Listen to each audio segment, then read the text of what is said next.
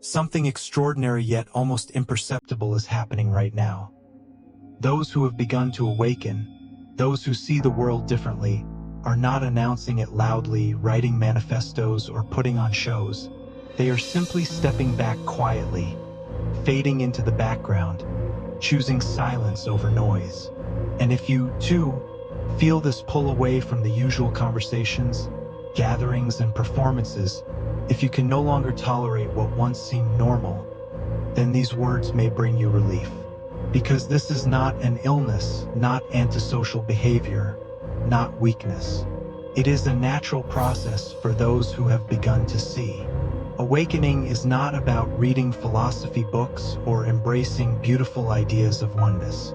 It is the moment when the veil lifts and you suddenly realize that almost everything people are doing resembles sleepwalking. They play roles, repeat memorized lines, follow rituals, unaware that they are asleep.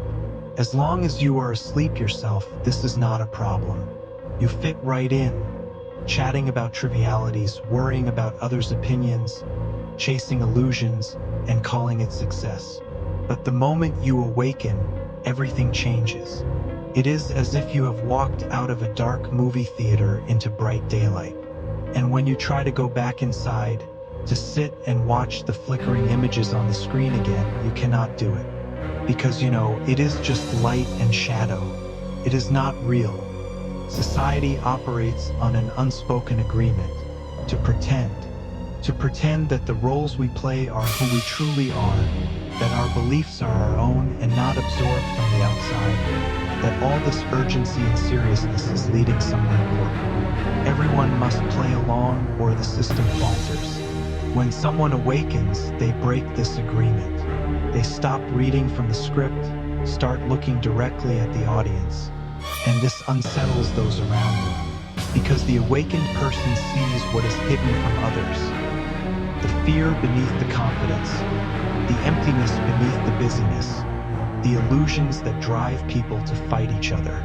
Awakened individuals can no longer participate in the collective dream, not because they are superior or enlightened, but because their nervous system can no longer tolerate it. They discover that being around unconscious people is not just uncomfortable, it is draining.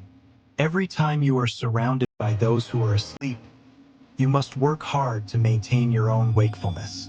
You must constantly filter out projections, hold your center amid chaos, remain clear while everyone else is foggy.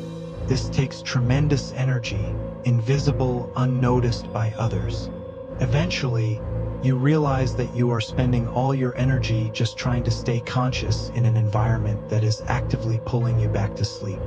And so, you make a choice: consciousness over belonging, truth over acceptance, inner clarity over external approval. First, they leave social media because they realize it is a machine designed to keep people unconscious. Every scroll is an invitation to judgment, comparison, outrage, and distraction.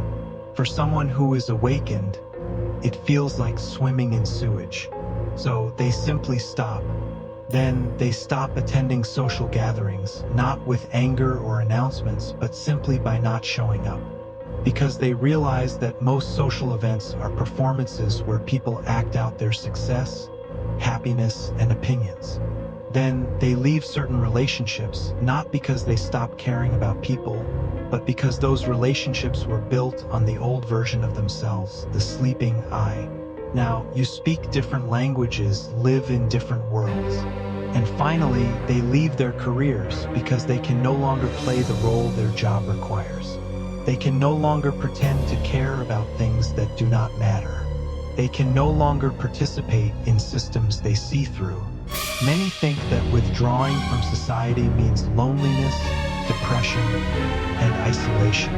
But for the awakened, the opposite happens. In solitude, they finally stop being lonely. There is a difference between loneliness and aloneness. Loneliness is what you feel when you are surrounded by people who do not see you. Aloneness is what you feel when you are finally free to be yourself. When the awakened person withdraws, they discover something extraordinary. They were never truly with others, even when physically surrounded by them. Because real connection requires consciousness meeting consciousness. And when you are awake in a room full of sleeping people, there is no one to connect with. But in solitude, in that quiet space away from the noise and performances, you meet yourself. Not the version you have been performing, not the role you have been playing, but the actual living, breathing consciousness that you are. And this is not loneliness, this is coming home. This is not an escape or selfishness, it is responsibility. The most loving thing you can do is to awaken fully yourself, to do the deep inner work, to become genuinely conscious. And only then, from this place of true awakening, can you be available to others who are ready. The awakened disappear to places where they can be real, where they can breathe, where they can continue developing their consciousness without constantly having to defend or dim it for the comfort of others. They find each other in small circles, in quiet spaces on the margins. They create alternative ways of living that do not require them to betray themselves. If you feel this pull, if you want to disappear, if you find it harder and harder to participate in normal life, if you are losing interest in the games and performances, listen to this call. It is your soul calling you home. It is your consciousness asking for the space it needs to fully emerge. Do not resist. Do not feel guilty. Give yourself permission to leave. Give yourself permission to be alone. Give yourself permission to disappear for a while. It is not forever. You will return when you are ready.